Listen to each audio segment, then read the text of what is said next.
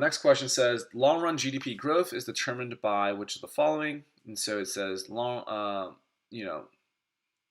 GDP growth is basically how much GDP grows per year.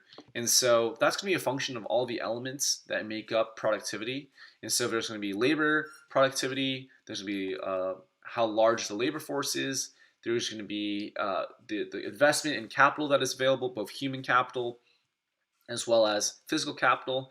And then there's going to be technology, which is basically how do we assemble all of those factors of GDP, products of labor, of human capital, of physical capital, etc.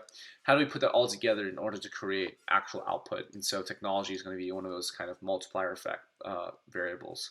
And so those are the things we're looking at when we really talk about growth in GDP and a function of that. And so any change in the resource stock that you have or productivity or change in technology is going to cause there to be increased growth. And the opposite would be true as well. Any decrease would lead to a decrease in growth. So let's take a look at the previous tutor's answer.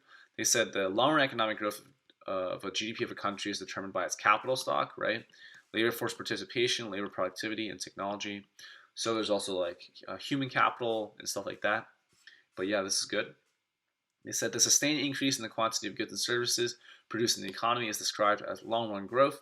The ratio of economic output with respect to the quantity of inputs available, namely capital, labor, energy, and raw materials. The labor force participation rate, the available technology, and the productivity of labor determines the growth of an economy. Yeah, and so that's really a good answer, very thorough, and incorporates all the elements that are contributing to long-run GDP growth.